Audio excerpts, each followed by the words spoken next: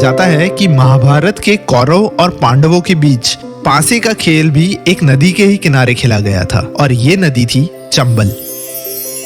चंबल नदी के किनारे पर ही पांडव कौरवों से पासे के खेल में हार गए थे और ये वही नदी का किनारा है जहां द्रौपदी का चीरहरण हुआ था।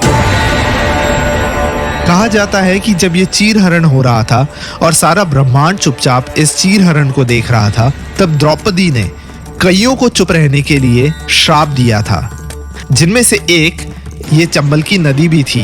द्रौपदी ने चंबल की नदी को ये श्राप दिया था कि अब से जो कोई भी चंबल नदी का पानी पिएगा उसमें वेंजेंस की, प्रतिशोध की या बदले की प्यास पूरी जिंदगी रहेगी। पूरी जिंदगी वो बदले की भावना में तड़पता रहेगा।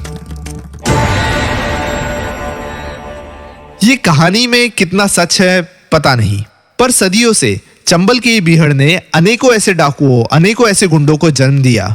रेडियो सिटी पर मैं हूं कैरेक्टर डायसेक्टर अतीक और आज हम डायसेक्ट करेंगे चंबल नदी के इस बदले के श्राप के सबसे बड़े उदाहरण को, यानी कि शोले के ठाकुर बलदेव सिंह को।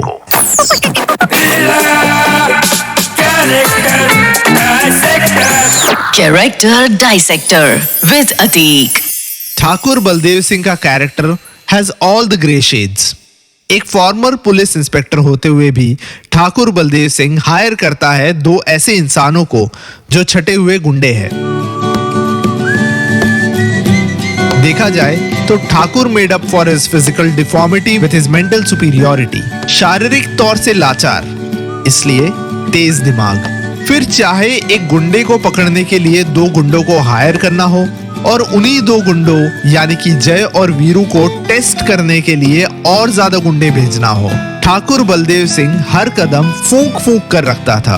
वैसे देखा जाए तो कहीं ना कहीं ये करना ये भी दर्शाता है कि Thakur Baldev Singh had trust issues. उन्हें किसी पर भी इतना जल्दी भरोसा नहीं आता था। पर आयरॉनिकली जिस जय वीरू पर उन्हें पहले जरा भी भरोसा नहीं था, उसी जय के साथ वो अपनी विधवा बहू राधा की शादी करवाने का सोचते हैं। ठाकुर बलदेव सिंह अपने समय से आगे थे। 1975 की बात है, जब एक विधवा बहू का दूसरी शादी करना तो दूर, ससुराल से मायके चले जाना भी समाज को गवारा नहीं था। ऐसे टाइम पर ठाकुर बलदेव सिंह खुद राधा की शादी की बात राधा के पिता से करते हैं। शांत, स्ट्रेट फेस, दमदार आवाज, गहरी सोच। ठाकुर बलदेव सिंह का कैरेक्टर आज भी एक मिसाल है जब हम बदले की भावना की बात करते हैं। अपने पूरे परिवार की मौत का बदला ठाकुर बलदेव सिंह का एक फाइनल एम, एक फाइनल लक्ष्य बन जाता है। अगर कोई भी कहानीकार आके आपको ये कहे कि गब्बर जैसे खूंखार विलन को मारेगा एक हाथ से अपाहिज हीरो, तो आप हंसोगे। तो जब ये बिना हाथ वाला ठाकुर बलदेव सिंह गब्बर को मारता है तो हमें मेक बिलीव, हमें यकीन क्यों आता है? इसका शायद जवाब है बदले की प्यास। बदले की प्यास इतनी स्ट्रांग होती है कि that feeling makes you believe impossible things in life. बदले की प्यास ठाकुर को भी थी और द्रौपदी को भी। ठाकुर का बदला लेते हैं जय और वीरू और द्रौपदी का भीम।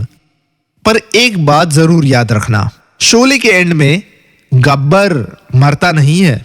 चंबल के उस पानी का श्राप आज भी जिंदा है।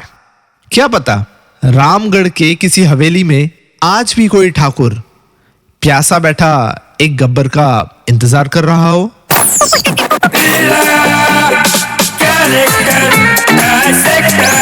Character dissector with Atiq.